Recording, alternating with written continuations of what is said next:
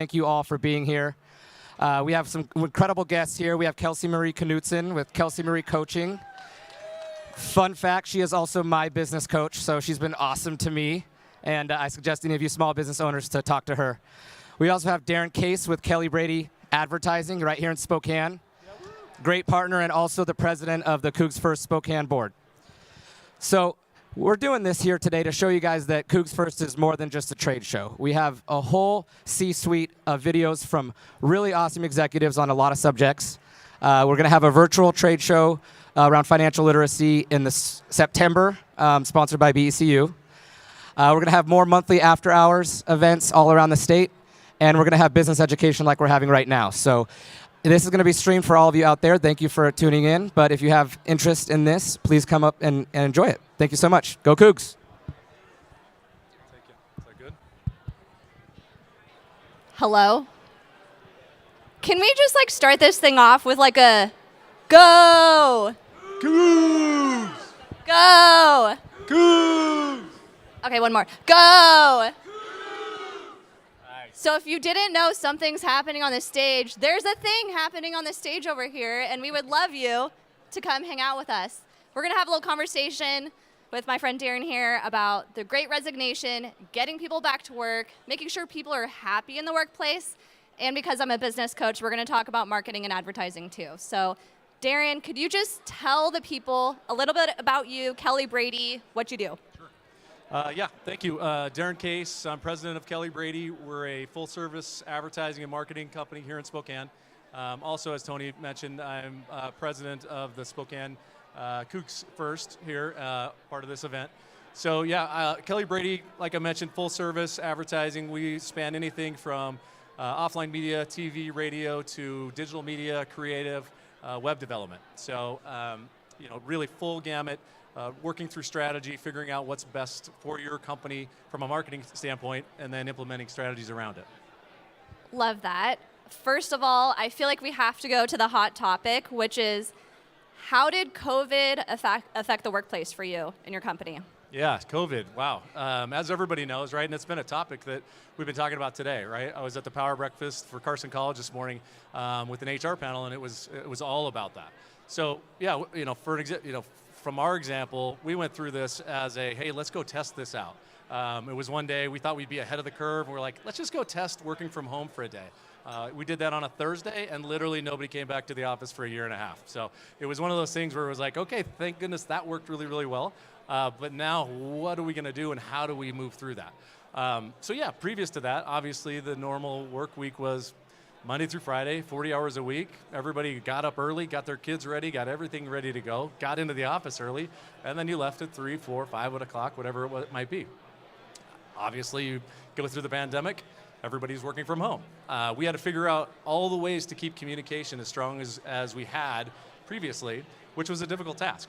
We did the best we could from a technology standpoint, and it worked, right? We found great efficiencies through the pandemic. It was nice because people were up, ready to roll. They didn't have to go through either commutes or getting ready or getting their kids out, but they did have to go through other challenges. So efficiencies were gained, which was really, really good, and so we were very happy with how the transition into the pandemic went.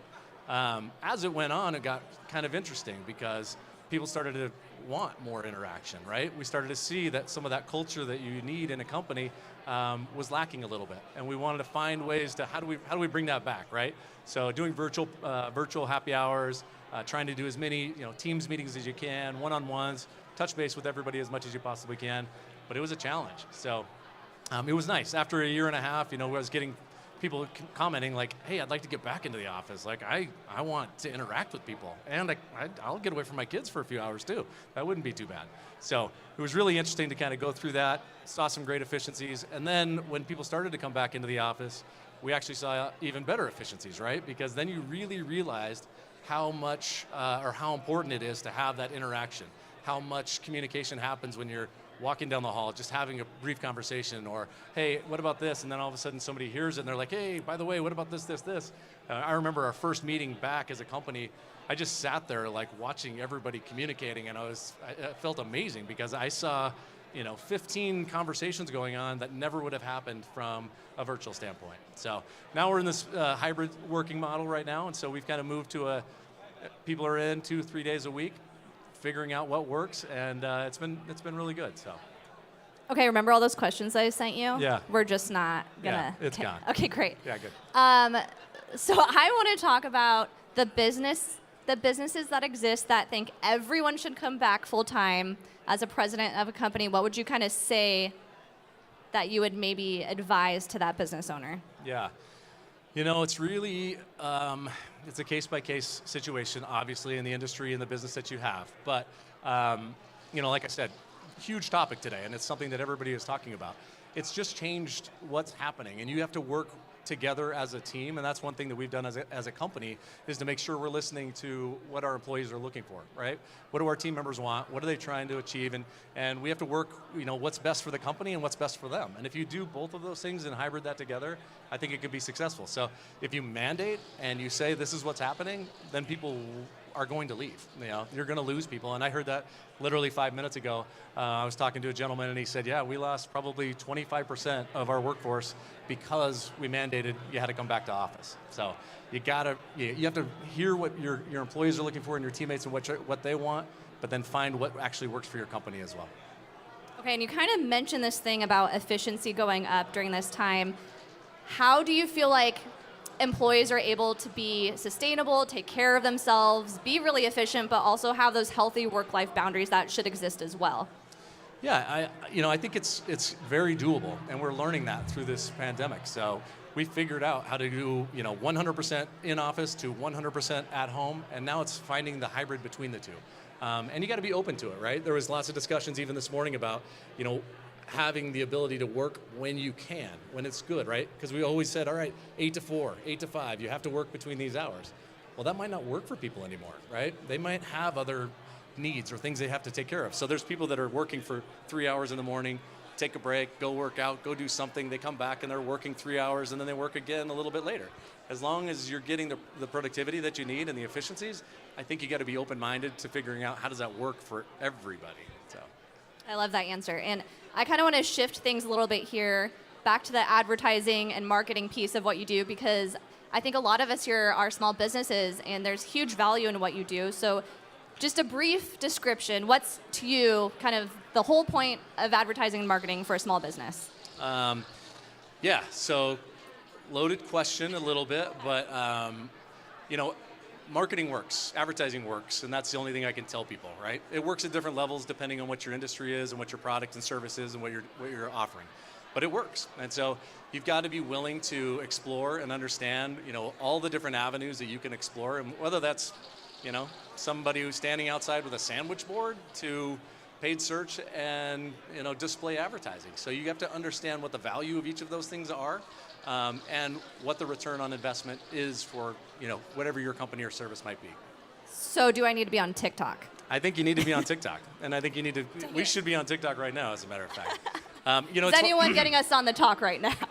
It's really funny because, TikTok, obviously, with marketing, you have to continually be in front of it and understand what's coming, right? I started with KELLYBRADY 21 years ago. I remember the conversation, like, should we put these websites on our commercials? Like, should this really, really be on there, or is this just a fad?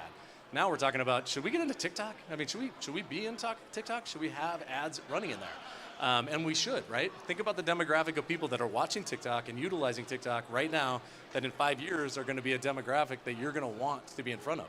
So they're going to own it by then. They're going to know exactly, how to use it. So you better get in front of that too. And if you don't, you're going to be lacking and you'll be a little bit behind. For sure. And I do want to ask this question, which is, if you were to start a business like today, bootstrap budget, you're doing it all by yourself, what would be your approach to advertising? What's like the bare minimum someone should be looking into doing, especially if they're on a budget? Yeah. Good question. So, like I said, it works no matter which way you go. Some things cost way more than others. But if you're on a strict budget, social media is probably the best, easiest, fastest, most direct way of really targeting an audience, as well as the ability to share that, right? Because if you have a friend group or you've got a group of people, you can share that, and that's just free money, right? That's free advertising. Everybody's sharing that, getting that word across. So if you're really strapped, that's the first place I would go. The key to all marketing and advertising is really watching the analytics and figuring out what's working. Because if you're not paying attention to it, you're kind of just, you could put a pile of money and burn it and be like, I hope somebody comes over to ask me a question, because that's really what you're doing. You need to figure out what's working. And if you don't analyze it and figure it out, you'll never know if it's really successful or not. For sure. And when is it the appropriate time? You're going to say whenever. I already know your answer. Whenever. But when is it the right time for a business to reach out to an agency like you and say, you know what, I've done the social media thing. I'm constantly on this Instagram. I feel like I'm burning myself at both ends here. When should I hire a professional like you with KELLYBRADY? I'm a little biased. I'm a little biased about this one because I look at, marketing is complex. And sometimes as a business owner, you may not be focused on marketing and advertising, right? You're focused on whatever your service is, whatever you need to do, whatever your back end stuff is that you need to take care of. Marketing is complex, and that's a reason why we have an agency. There's a reason why we've got specialists in every single category working on those things, because it's important. So I would say as early as you can, find the experts, right? Too many times small businesses go down the path of, hey, I found a digital expert. And that digital expert might know how to operate Facebook, and they may actually know a few things about Facebook, which is great, but they don't know paid search, and they don't know display, they don't know the things that you need, digital video, they don't know how to really do the things you need to. They can do fine, but you're not gonna be as good as you really want to be. The problem with that is it does come with a higher expense. You do have to pay for what you're getting, and so that's the thing, small businesses and companies have to get over to make sure that they're getting the best experience and pushing their dollar as far as it actually can go. That's the perfect segue into this next question, which is for the businesses kind of doing your traditional, newspaper, radio spots, billboards, that business, do you have a success story or an example of a business you've worked with that was maybe a little hesitant to lean into what you have to offer? Do you have a story you could share with us? I do, yes, yeah. All media, again, has its place, right? I would never push anybody away from offline media because it works. I know it works. I've seen it work for 21 years. But we have a success story. One of our clients, probably 6 years ago, we went to them and they were like, okay, we don't do digital. We don't know what's going on. We spend a lot of money in offline. We do a ton of television. We do a ton of radio. What can we do? They scrapped up some money, a very small budget. We put everything we could in one campaign for 3 days. And we drove more people to their website in 3 days than they had in the history of ever. That opened their eyes, right? It didn't sell them, but they were like, wow, this stuff really works. And again, it works at whatever level that you want it to. Like, that was something that they were interested in. We pushed people to their website, right? Now, that didn't probably sell them whatever of their product, but it got people interested and it got them there, and they started to see that, right? Fast forward 5-6 months later, they're like, okay, let's go explore this a little bit more. Started to add a little bit more money, I mean, they're now spending almost $300,000 to $400,000 a year in digital marketing alone, from zero to not believing to now $300,000 to $400,000, which was a great success story. Awesome. And I was snooping your website earlier.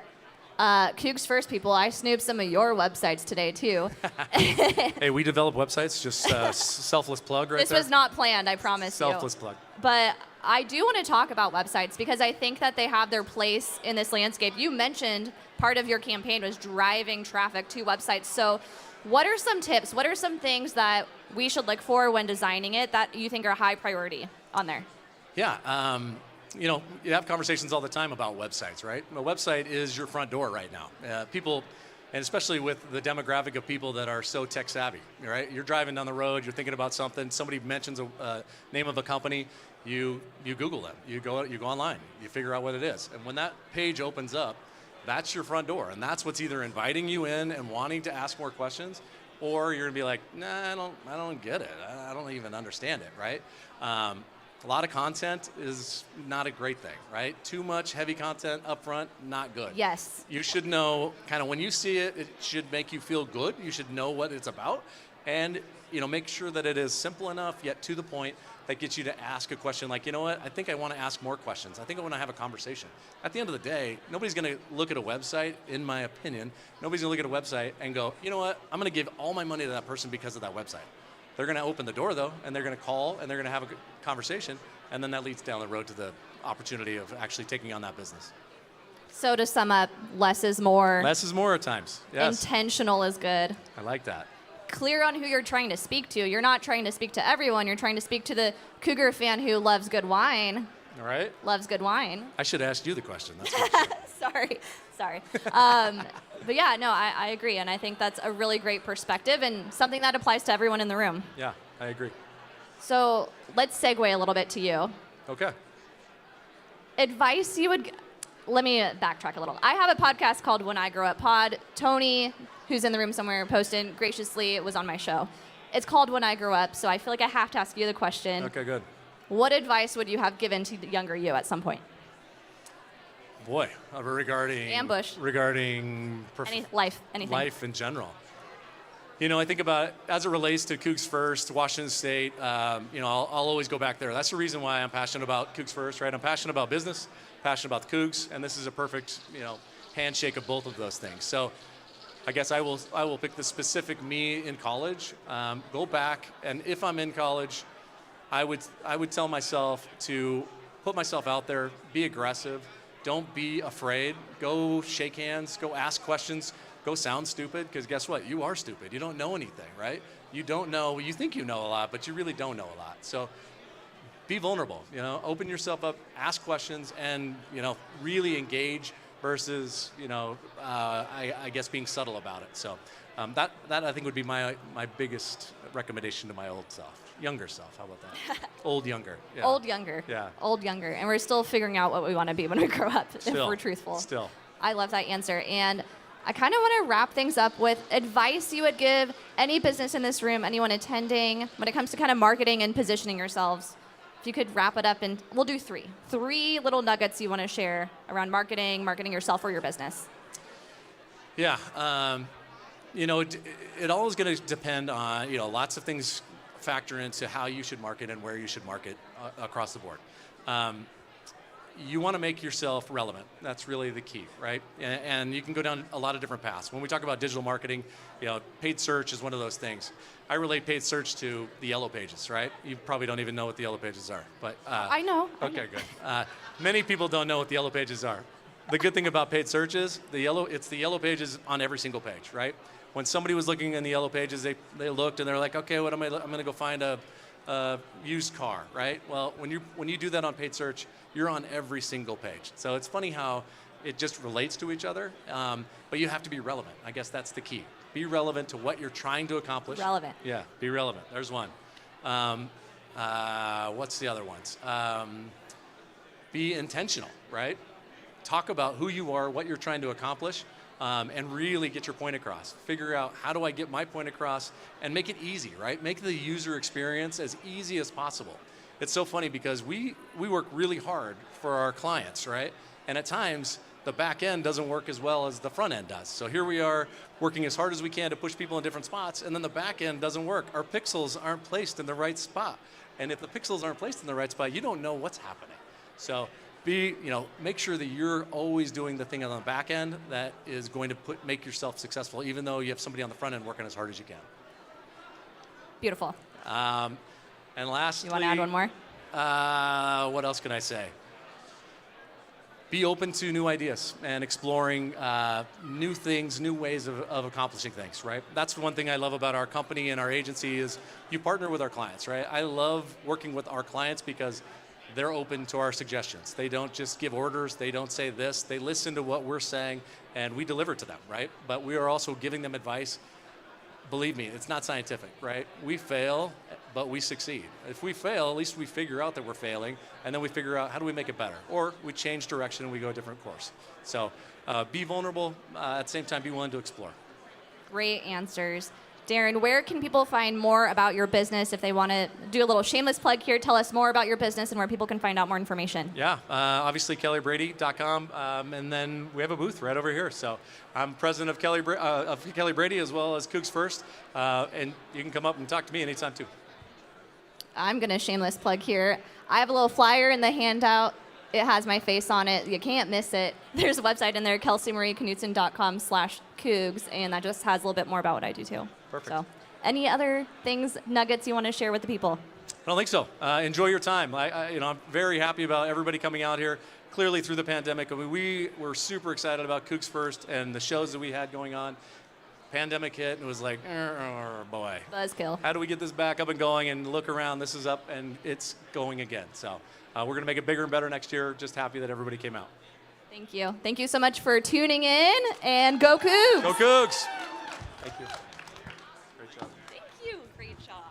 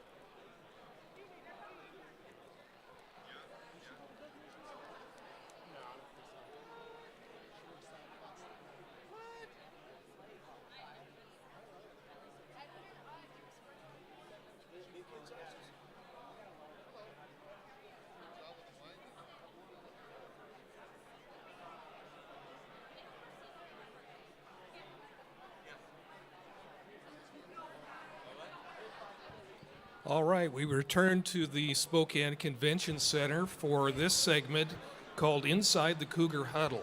I'm Steve Witter from CougsFan.com, and I'm pleased to introduce my two guests, Cameron Ward, the new Cougar quarterback from Incarnate Word, and RJ Stone, our veteran edge rusher, all conference last year. I'm talking about. In the interest of full disclosure, I will say, too, that both of these two young men do have NIL arrangements with CougsFan.com. Okay, I'm going to start the questioning with RJ or Ron.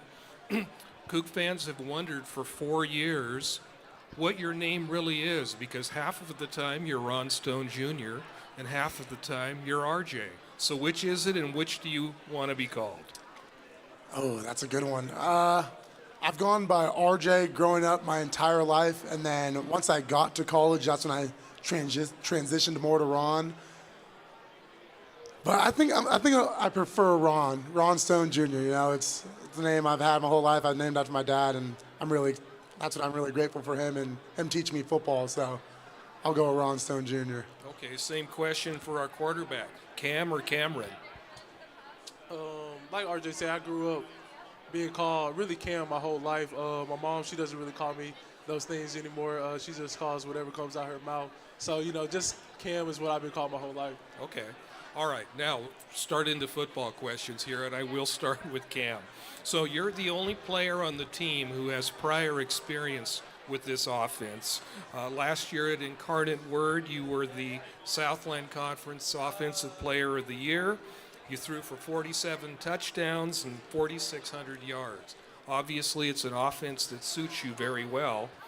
What makes this offense special compared to other iterations of the air raid? Just, you know, the tight end that we have, it gives us a true coverage, whether it's going to be one high safety or two high safety. We do a lot of different motions from the outside receiver to the slot receiver. Shows up if it's man or zone. And just the receivers as a whole, you have to be able to block in his offense as a receiver. We throw a lot of fast screens out there. We get the ball out to the edge in a hurry. And just when we do run the ball, we like to run in light boxes, 5-man boxes, get 10 easy yards off that. When you walk up to the line of scrimmage, what is the first thing you look for? First thing I look for is the safeties, whether they show me they're one high safety or two high safety. I look at the corner's demeanor, whether they're in man demeanor or zone demeanor. So, you know, that gives me a pre-snap picture. And then most of our offense is progression, so I go from left to right or right to left. Then, so, you know, once I recognize what defense is in, I know where to go with the ball. It's hard to say. You take what the defense gives you, but in your prior experience, what's the mix of pass and run? You know, I'm not too much of a big fan of running the ball. Coach Morris knows I like to throw the ball every play. So I say probably about maybe 70-30, but we mix it in pretty good. Okay, all right. Okay, Ron, we haven't forgotten you. Okay, so you just concluded spring ball, and everything we read suggested that the defensive line and your edge group had a pretty good spring. So some things have changed and some haven't. You have the same position coach, basically running the same base defense, but you have a new coordinator. So has there really been that much change, or has it really just been tweaking? Yeah, it's been mostly tweaking for the most part, and I've loved what Coach Ward has done, and he's added a little bit more freedom to that defensive line, and he's letting us be a little bit more aggressive. So we're super excited about that up front. And yeah, we couldn't be more excited to have our coach back, Coach Coop. The edges all love him. We have a really tight relationship with him, and we're excited to have him. Talk about the whole defensive line. It looks like we're developing some pretty good depth there. Who are some of the guys who impressed you this spring? Yeah, so We have Ram Stevenson. He's a redshirt freshman, and he's shown a lot of growth over the spring. He's put some good weight on. He's gotten faster, gotten stronger, and he's really improved. And I'm excited to see him play a lot more in this season. Okay. Okay, Cam, back to you. The just concluded spring game, you threw for 4 touchdowns, and you seem to have already hit a really good rhythm with your receiving core. Talk about the guys, their skills, and the depth that you see. I'll start with Strib first, our ex-receiver. He's just a big body, athletic body. So just throwing jump balls to him, the way he goes and grabs the ball out the air, he loves those 50-50 balls. Then I also go to Donovan Ollie. He's one of our outsides at the Z. I like to throw him on back shoulders. He's a big target. He can run any route. And also Lincoln Victor, the slot. Every time he gets his one-on-one matchup, he wins them 100%. So just consistently trying to get to know them better as we go into this summer. Try to know what each of them, what balls, what they like to catch, at the position where they are in the field. So just trying to learn that a little bit more. I think as come time in the season, that will be really good. Okay. Now this is a question probably for both of you. Now that spring ball's over, what will your schedule look like between now and the start of fall camp? I'm going to take probably like a week and a half off first. I'm going to go home tomorrow. I'll do some fishing as soon as I go back home. I'm going to go to San Antonio for a few days, chill with my old teammates over there, chop it up with them. But after that, it's time, get back to work, get back to doing a little bit of football stuff, and just get ready for May. Yeah, so we get a couple of weeks off to just let our bodies recover and take a mental break. So a lot of us are going home or just going with teammates and traveling, things like that. So super excited for that. And then once we get back at the end of May, it's kind of just football, and summer school as well, school first. And we're just excited to get back and get into summer workouts, get stronger, get faster, and ultimately become a tighter and closer team. Okay, Ron, let's go back in time a little bit. When you signed with the Cougars in 2018, you were a 210-pound linebacker. So and people may not even remember, but you played that position for 2 years. So by 2020, you're up to about 240 pounds. You're moved to the edge position. Was that move really necessitated or prompted by the change in defense to the 4-3 by your growth, or was it a little bit of both? Yeah, it's a little bit of both, mostly just the change from that 3-4 to the traditional 4-3. Before, so we had the traditional defensive ends and the rush position, which was that stand-up outside linebacker, that it was really natural for all the guys in that room to move to that hand-down defensive end position. So, yeah, we're super excited about that, and it's really been a good transition for us. I think we've been a lot more effective defensively in this new defense, and ultimately it helps the team. So. Okay.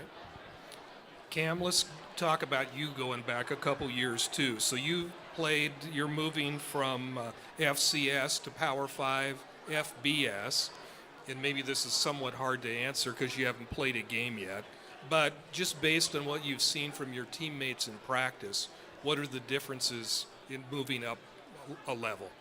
It hasn't been that much of a change or difference in my opinion. The thing that stuck out to me the most was just like RJ and Brennan, our two starting edges. The way how athletic they are, how they can get in and out of their cuts to be able to make those crazy plays. And the way they get upfield, they can play the screen, they can play the run. Just those two guys being able to do both things. And then also like the cornerbacks, like Derek Langford, he's a bigger body corner. He's about 6'1", 6'2". He has a long wingspan. So it hasn't been really much of a speed difference, just different builds and different bodies and people being able to make great plays. I would assume there is some difference, though, in depth between the ones and the twos, right? Yeah, our depth is crazy, especially at the O-line position. We don't have any as much right now. Once we get, the freshmen coming in, a couple transfers coming in this summer, we'll be straight on the offensive side. But the offensive linemen move pretty well, too, don't they? Oh, yeah, they do. They're not. I expected them to be all maybe like 6'7", big body old linemen, but they're not. We're all about the same size. We have a couple big old linemen, but they're all athletic. They all can move very, very well. Okay. All right. Okay, Ron, let's talk about you last year. You were first team all-conference. You were among the league leaders in run defense, tackles for loss, and sacks. And you also had a play Cougars will never forget, the infamous block punt at Cal. The Cougars' punt was blocked. You were on the punt team. You recovered the punt and ran 12 yards for a first down. So, what do you do for an encore this year? I suppose you could request being moved to running back, but how do you top last year? Yeah, topping last year was just all about being consistent in each game, just making those incremental growths in the small developmental issues that I didn't have last year, and ultimately just maximizing this off season and making the plays that come my way. You can't go big play hunting at this level. You just won't make the play. So a lot of it's just doing my job and making the plays that come my way, really. Okay. Or just moving to a receiver, tight end, let me play every position, and we'll top it on top. Talk a little bit about the new linebackers who joined the team this spring and what I'm actually referencing the two Nevada guys. Dayon and Jay Lee, yeah, they're two experienced guys that I'm really excited to have on this defense. With the loss of a couple of experienced linebackers from last season, it's really exciting to have two guys that have that same level of experience join our defense. Dayon's a freak athlete. He flies around. He's north, south, east, west. He can move around, and he's aggressive. He's physical, and the same with Jay Lee. Those are just two athletic guys that I'm glad to be a part of this defense with. Cam, Coach Dickert has said having you on the field is like having a coach playing the game. Does leadership come naturally for you? I think it does a little in a certain type of way. Coach Dickert wants me to work on being more of a vocal leader. As a quarterback, you have to be able to be more vocal, so that's what I'm trying to work on this summer. And I think my personality. I think I can get along with any person, any human being. So just being around, the team, the group of guys, they really bring out the best in me. So how did you bond with the team when you walk in and you don't know anybody? I kind of approached it not real well at the time. Just let it happen. About the first day, as soon as I walked in the locker room, I had a couple of them high-five me, dap me up, just act like they knew me my whole life. So the team there, they welcomed me in with open arms, and it's a great team. Mm-hmm. So getting back to the leadership question, how do you inspire and motivate teammates? Just consistently trying to push them on offense. With them learning the new system, it's the everyday thing. So we're gonna have our bad days as an offense. It's part of the game. But just trying to consistently motivate them. Tell them one play the next play. Bad stuff's gonna happen. Just how you respond. Okay.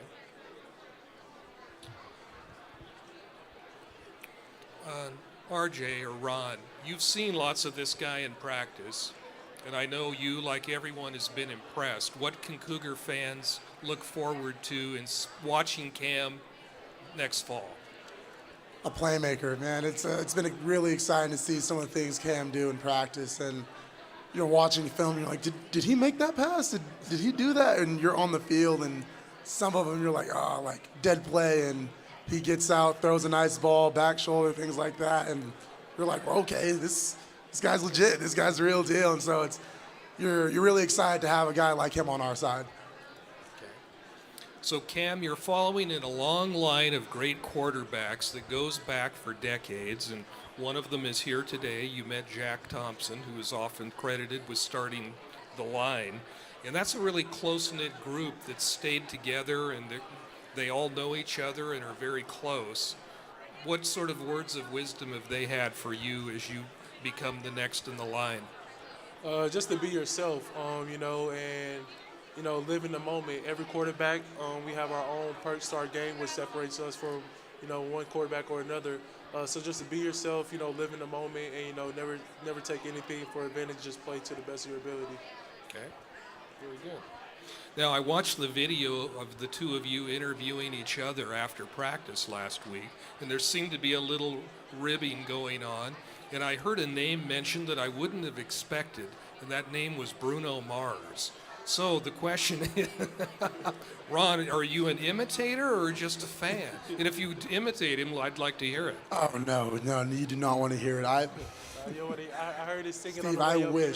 I wish I could sing. I wish that more than anything. If I could sing, I truly believe I'd be on tour somewhere and everyone would be watching me. But No, I have been cursed with a bad voice. They're probably one of the top two funniest players on the team. Okay. What would you two like Cougar Nation to know about the two of you that maybe we don't know? I'm a real chef on the barbecue pit. You said that in the interview. So what do you specialize in? I specialize in ribs. I haven't quite learned how to cook a steak on the barbecue pit yet. Still got to learn all that.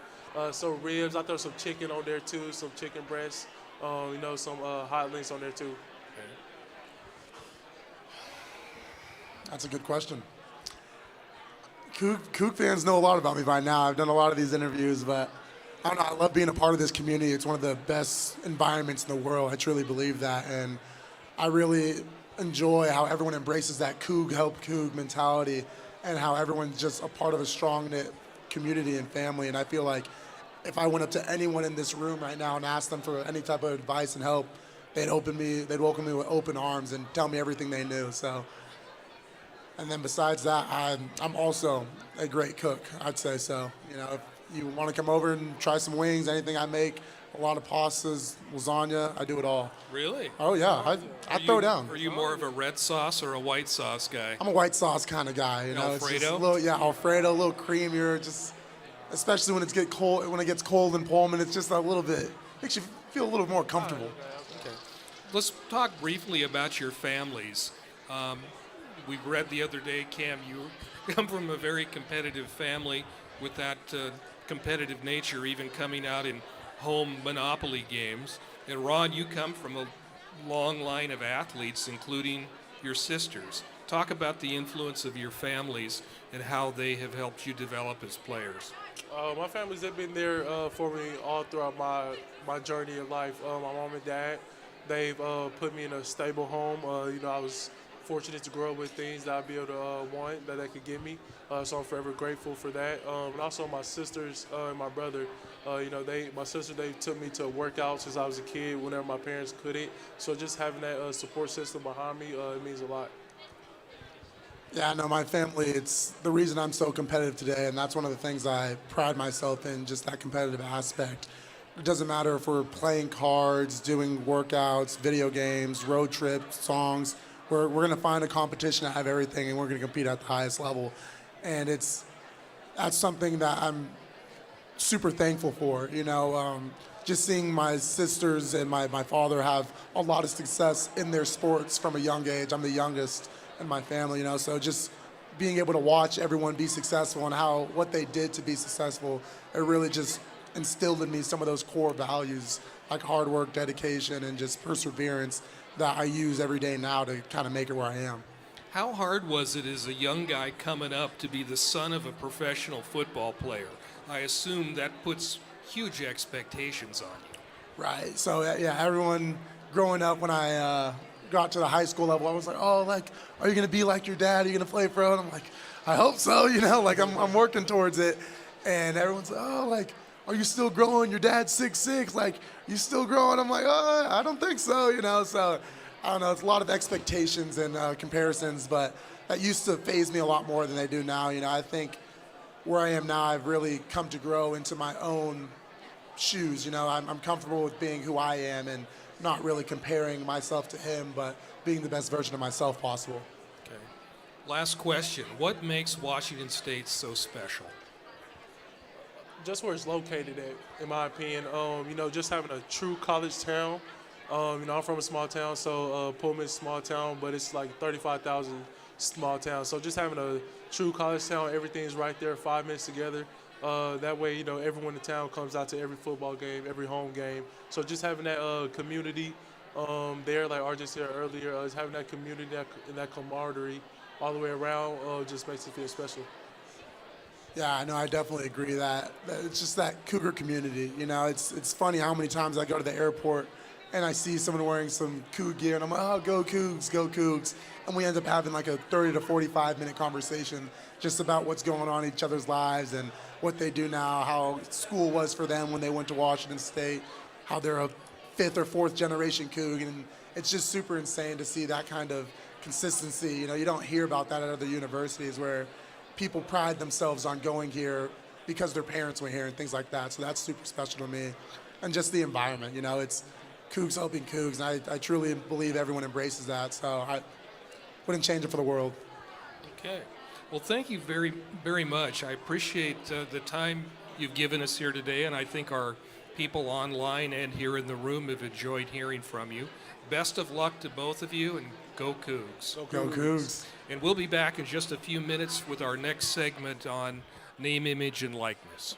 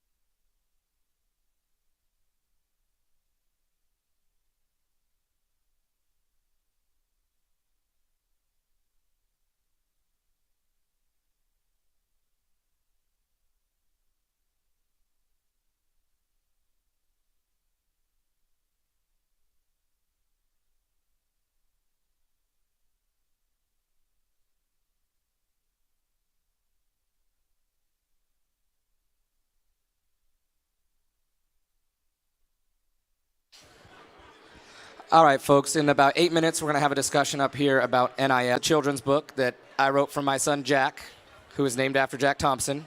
But it is for sale over there at the WSU Press booth, and all proceeds of this book go to a scholarship for our favorite mascot. So if you can get over there, it's a great present for your children, and it will go to Butch the Cougar and the students that portray him. So thanks, and go Cougs. Also, everybody's favorite happy or in the corner, and it'll be going for about an hour, and appetizers and wine.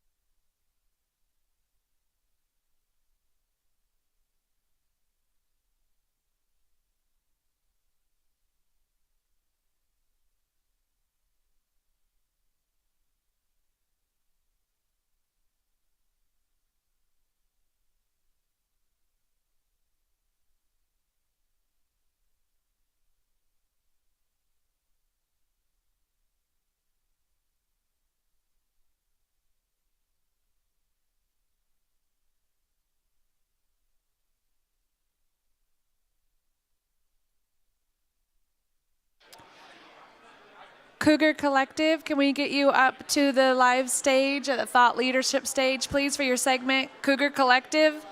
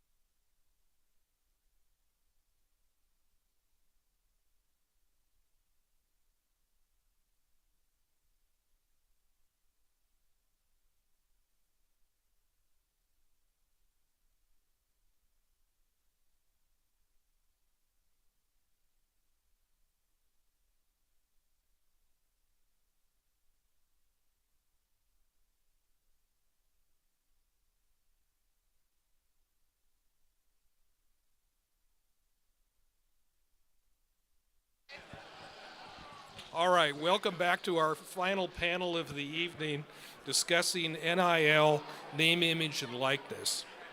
So, for those who aren't completely familiar with this goes back to an NCAA rule last summer that allows college players to market themselves for profit. That's never been allowed before.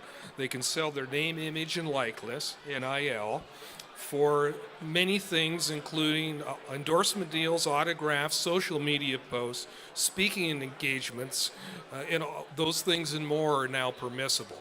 So our panelists here today include Robbie Tobeck, former Cougar football great and from the Seahawks, Coach Kyle Smith, our current basketball coach, and congratulations on a fantastic season going to the postseason, and Sherman Neal, who is somewhat new to the Cougar family, in a new position as our strategic initiatives coordinator. So Robbie can talk about the player perspective, Coach Smith from the coach perspective, and Sherman maybe more from an institutional perspective. So to start off the conversation, I want to go to a quote that came out a week ago from Nick Saban, head football coach at Alabama. And his quote was, "I don't think what we're doing right now is a sustainable model." He said it creates a situation where you can basically buy players. So, Robbie, kick it off. Well, I think that's a great, actually, I agree with him. the way it is right now. It's a great statement from a coach who's on top and could probably get the guys to buy the players and whatnot. But he sees what this is kind of doing to college athletics. Now, as a former college athlete who didn't come from much, didn't have money, I would have loved to have some opportunities to earn some money because, a scholarship athlete can't even hold a job. If there was time to work a job between school and practice and everything, you can't hold one. So you don't have these opportunities to make any extra money. And then nowadays, it's a full-time job in the summer as well because coach wants his players back. Football, Dickert wants his guys back. Everybody wants their people around all summer, and they're working. So it's a tough atmosphere as a player to not have that ability to have a couple extra bucks in your pocket. And to me, there's no reason that a guy should not be able to capitalize on what he is because let's face it, not a lot of I was fortunate I got to go play in the NFL for a while, right? Most guys aren't going to do that. They're not going to play in the NBA. They're not going to play in the NFL. But here they are. They do have some earning potential while they're in college because, maybe they're a big star for their university. And I think they should be able to take advantage of those opportunities. But I do think we need some regulation and somebody to step up somewhere and say, well, these are the rules and this is how you have to play the game. Talk a little bit about the Cougar Collective that you have helped form, and we can talk about the challenges and the opportunities. So the Cougar Collective is an opportunity. Talk about that. Well, it is an opportunity, and we kind of jumped into not really knowing anything much about it, but we've done a couple deals. And it's worked out pretty good. But look, I want to be able to help these kids. And that's what it's about for me, is being able to give, reflecting back to when I was in college, knowing how I lived when I was in college, I want to help these kids. And this is where we're at nowadays. In 2022, this is where we're at. We have to be able to compete at this level. And I get a lot of people saying, well, there's a lot of different, we need money for this, we need money for that, donations for this, and that's all true. But if you can't compete at the NIL deal in 2022, you're just not, in my opinion, and Coach can correct me if I'm wrong, but you're just not going to compete. You have to be able to do it. And I was just talking to somebody earlier. 8-10 years ago, it was all about the arms race. We got to build new facilities. We got to do this. We got to, and we did a lot of that. And we're in a lot better shape than we were at one point. But now it's all about NIL. And we have to figure this out. And we have to find models that are going to work here at Washington State. Coach Smith, this has to be one of the most challenging times in history to be a head coach of any Division I sport. Correct. Can you hear me? Okay. Yeah, no doubt. Two things are going on right now, especially for us. I don't feel like it's working. Perfect. There you go. Two things we have. All right, we have the portal, which guys now really can test their free agency, which understandably so, where change, but it impacts everything. Also, you have NIL. Test. We're on our third one. Yeah. Is this working? Yeah, there we go. That sounds better. All right, so we have two things going on at the same time. You got a portal where guys can kind of test their free agency. The NIL is a little bit out of hand, like Robbie said. But it's at the same point. It was 8 to 10 years ago. The way around it, these schools are making money. The NCAA is making money. Well, they're going to create more jobs for the NCAA build their bureaucracy, and they're going to build more buildings. And I do actually think the players deserve an opportunity to make it. But it is a little out of hand with the arms race. We're taking an approach to build this out with a 3 to 5 year model that we're got an infrastructure and find a way to do this right, not just chase the money or chase this guy's getting competition. You got to know who you are and where you're at. And I think we got to reflect like what Pullman's about. I think the school, we still want to retain. The reason I came here, the reason they hired me is that we really believe in the student athlete model. And I think it's a vital, from 18 to 22 is this journey from adolescence to young adulthood. And there's a lot of things that need to be nurtured there. And now we're going to deal with these guys are going to have money. They're going to they need financial education.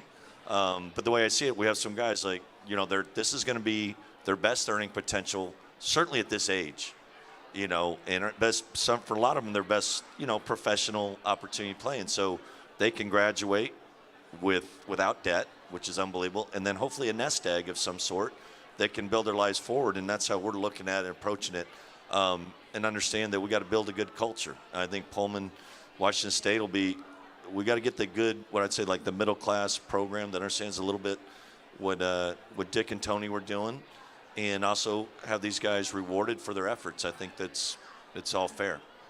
You mentioned the transfer portal. Right now it's open 365 days a year, so a coach can't predict who's even on the team tomorrow. Do you think there's any prospect that'll be, maybe we'll have a window or two per year? There's some dates that are going to affect it a little bit, where the guy has to make a decision whether he's coming back or he does have to sit a year. So that changes it, and to have both these things happen at the same time is kind of explosive and chaotic, and we're trying to handle it as best we can. But you're right, it's 365 days a year, and the hardest part is we've opened the Pandora's box for agents that really have access. We've allowed them to communicate with our players, and that's the part that gets hard. So they get tugged a lot of different directions, and people doing that. So that's a challenge. Lane Kiffin, the football coach at Ole Miss, he had another concern that he raised a week ago, and he raised the hypothetical. Coach wants player A, and the well-heeled donor says, I think you should be recruiting player B. So is this going to potentially create conflict where the donors think they're going to run the show? Yes. Yeah, I think it will. I don't know if it's going to be conflict, but I've had to deal with it in a non-scholarship place like Columbia, where you're counting on donors, and they want to know. Donors want to know where their money's going. They want to investment. That's the only one. I don't know. Hello. All right. So donors, yeah, you're gonna have to answer to people. You're gonna have to, and if that situation, I'm gonna have to explain why that we were recruiting this guy and this is a better fit and this whatnot, and it'll affect your decision making for sure. It's a different game for sure. We were just all handing out scholarships, and everything was kind of the same pay, but now it's going to be a challenge and something else that we have to handle and figure out in this new dynamic. This has been, the mic thing's been awesome. Okay. Now this one doesn't. Yeah, it was. Is it? Okay. Okay, Sherman, tell us a little bit about your new position at the university and sort of your global analysis of NIL across all of athletics. Okay, appreciate y'all having me out here today. So as far as my position, I've been making it up as I go, just like everybody else is with this a little bit. So the three things that it's fallen into generally are Chief Innovation Officer, trying to find a way to do what's best for us, in addition to doing what other people are doing that works. Chief Operations Officer, I consider myself an agent for 570 plus athletes at this point in time. How do we navigate, what each single one needs and get them, the opportunities that they deserve as fast as we can.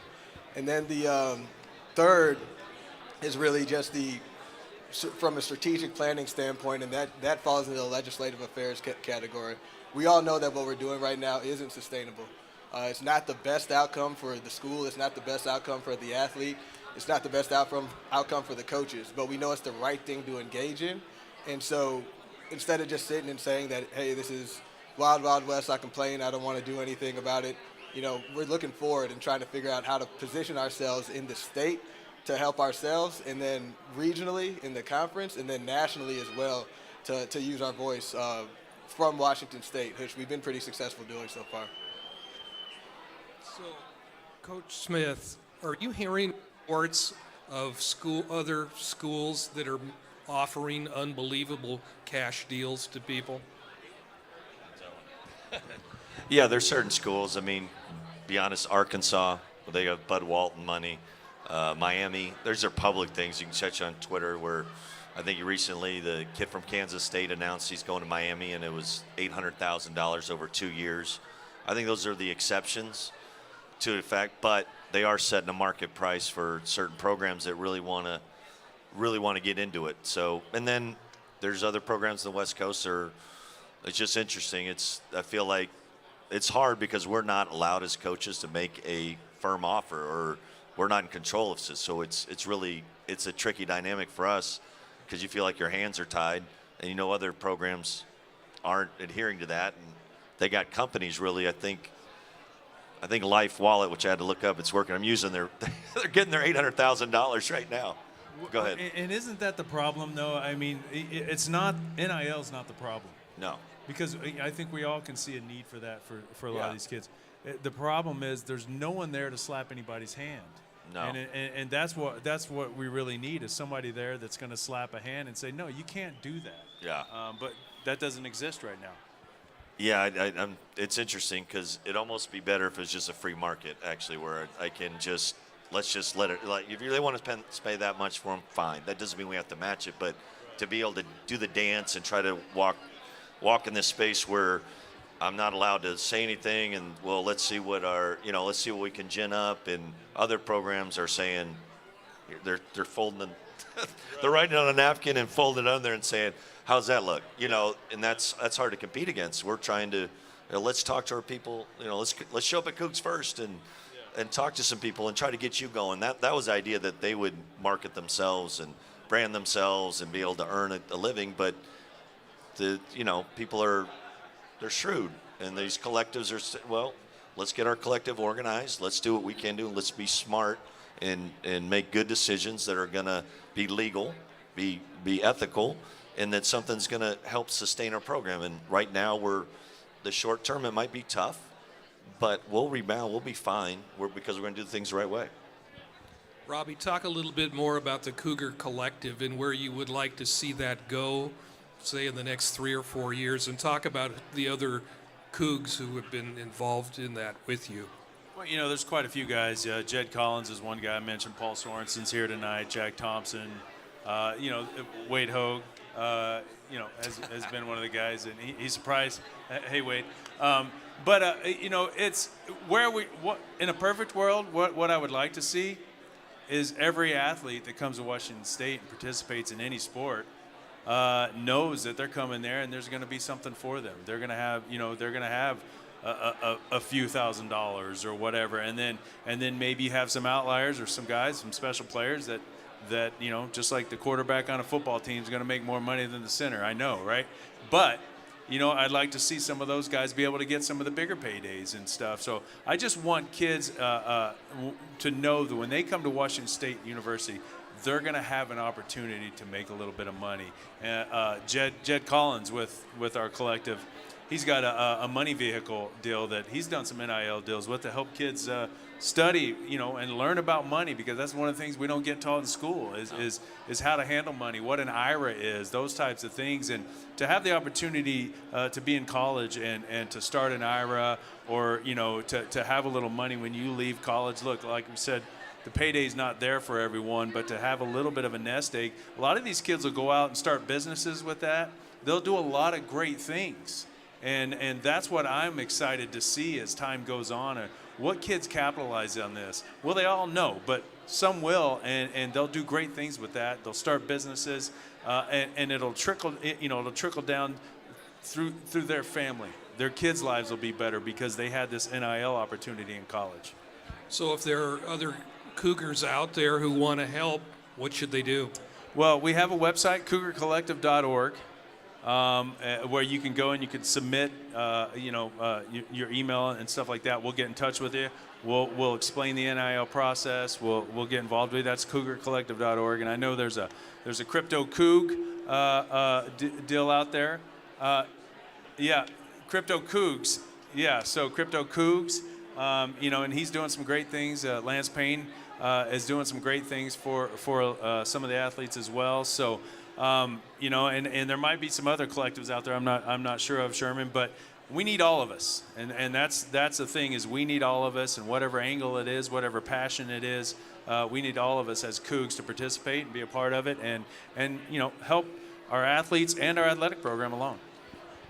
Sherman, Coach mentioned doing things the right way and doing it in an ethical way. Talk about the university's commitment to that. So, can you hear me? So from a commitment to doing things the right way, this couldn't happen 6 months ago. 6 months ago, we were, one, doing this virtually, and then two, having to talk in code because we're trying to figure out how to protect the athletes while following the rules. Because we've done things the right way, instead of doing things under the table or in a strange way, we can sit together and talk like this. There's no fear of, well, what's the NCAA going to say, or who's this random guy? One thing about being a Coug is I can turn around, I can talk to Robbie, I can talk to Coach, I can talk to the players, and it really helped us, one, act like who we are, because that's what we have to do to succeed, and then two, maximize opportunities. I was thinking a bit about how, the deals that you hear that are the 90% of things that are on ESPN headlines. As a former walk-on Division I football player, I remember having to choose between peanut butter sandwiches or eating a real meal, with taking as many muscle milks as I could out of the fridge to supplement other meals because I couldn't eat because I was saving money to take a bar study course. And now, what if I was able to eat food because a law firm said, hey, who is a Coug that's interested in the law and that happens to be on the football team? Maybe that $2,000 that it cost for that law course could have went towards something else. Maybe it could be combined with some financial literacy. And maybe that leaves the 10, 15, I'm not at 20 years yet, but 15 years down the road, generational wealth. And so that's the kind of solutions that we need to come up here, that we can come up here with. And that's who we are. One of the things that I'm a former Marine Corps officer, and one of the frustrations that we always had is we operated with about 10% of the Navy's budget. Who knows what the Army had that we didn't have? But nobody's ever looked and said Marines aren't effective, right? So we learn how to do more with less, be good stewards of what we have, build relationships, build a culture to where somebody wants to be what you are more than they want the stuff. They may get aggravated when they see some of the stuff, but they're not going to leave. And so that's something that we can do as an institution, and that we've been doing. There's a school probably to the west of us that they've always had a $50 million surplus budget than we have right now. We win in those games across the board in all sports. And so all we got to do is what we've been doing, and then just transfer it and teach people and corporate partners how to come in and be part of what we've already been doing to keep winning.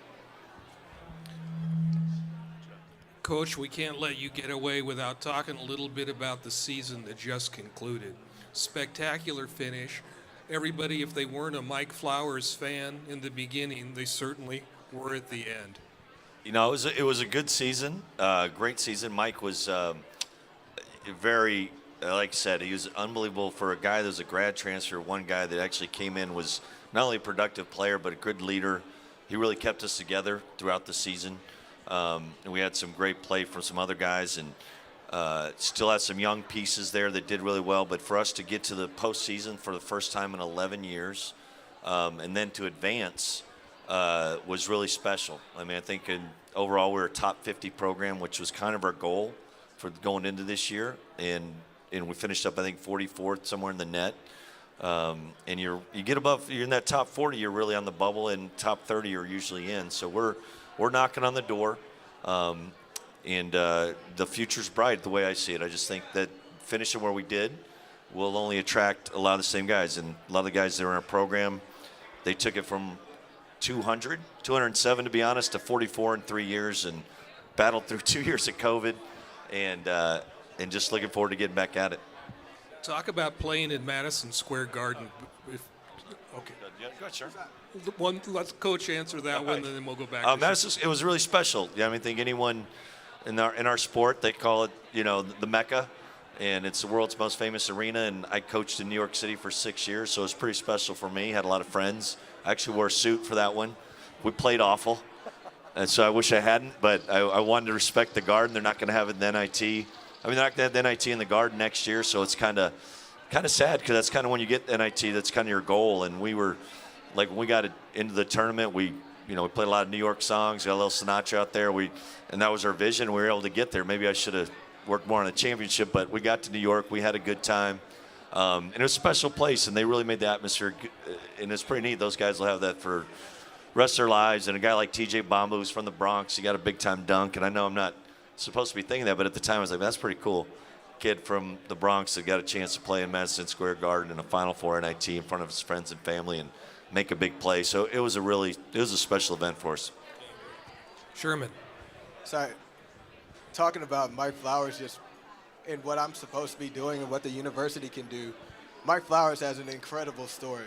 He went through an incredible amount of adversity this year. Just to play and suit up every day, let alone be a leader and a captain of that team, is amazing. And that's what NIL is. It's getting that out there to get him the support to carry forth whatever he wants to do, because he's going to be a leader in something. And what we can do institutionally is promote that story. Well, Coach did what Coach is supposed to do. He talked about on the court what happened. He talked about his leadership, and he talked about that culture. Now we have an element where I can convey who Mike is to more people like Robbie and more people like Lance and help him while he's going through some things, which is pretty awesome to see. And it's a net positive. I haven't seen a single person yet who's been hurt by NIL. Nobody's injured. People are still hooping. We're hurt a little bit as coaches and administrators a bit, but we'll be all right. So I just had to hit on that because immediately it triggered that for me. And the reason I know that is because places like Coug fan tell that story. Like Cam Ward, who is just up here, like we all read about what he can do on the field, but I just read a story about him playing Monopoly with his family. How many families play Monopoly? Right here, big Monopoly family. So we got a person here who would bring over Cam Ward. I don't think he can do it yet ethically. But think about that. Yeah. Those type of stories that I read today en route here create the relationships that are going to help move this forward in the right direction. Appreciate it. I want to talk a little bit about Mike. Does everyone know his story? I don't anyway, but he's had some adversity and never brought any attention to himself. He was all about the team. And if anyone had a reason to feel sorry for themselves, it was him, and never did. And I encourage any Coug fans to really reach out to that guy. He's special. And he missed the NIL a little bit, but what's coming? I mean, but he's gonna be he's doing great in his postseason stuff. He's getting professional opportunities, but he had a really big impact in only a year, and I just want to make sure that everyone knows that guy's special. Okay, we're almost out of time. We haven't heard from Robbie for a few minutes here. I'm going to give you the last word. Yeah, well, we're on basketball, and I love watching you guys this year. It was a lot of fun, and that's one of the things that, I'm a football guy, but I love the fact that both of our guys and our gals are both coming up, back to where they should be, and it was one of the great passions I had. Going to school there and going and watching basketball games and stuff. And, you see Coach Greeny's here tonight with the volleyball team doing a great job and stuff. So Cougar Athletics are in good shape right now. But we need this. We need you guys, all this, and the people that are going to watch this on the website and the videos and everything. We need you guys to get involved in these NIL opportunities so we can keep things going the way they are and keep this momentum that we have. So you're not going to brag about yourself, but I'm old enough to remember when you played for the Cougs. And to me, you really epitomize Cougar spirit. A guy who came up through the JC ranks, a tough way to make it into division football. You not only made it, but you had a great career in the NFL. I mean, you're what Coug spirit's all about. Well, I've been blessed. What can I say? It's just, hard work, and you guys both know that. You played college football, and Coach, you've been coaching so long, and it's just hard work, and it's an honor to be able to do it. I mean, I'm a lucky guy. I got to live a dream, and these kids that are out there, don't get me wrong, they're living a dream, but there's struggles as well that I think we can help them out with. Okay, very good. Thank you for being with us tonight. Robbie Toback, Coach Kyle Smith, and Sherman Neal from the WSU Athletic Department. That does it from the Spokane Convention Center. Thanks for being with us. No,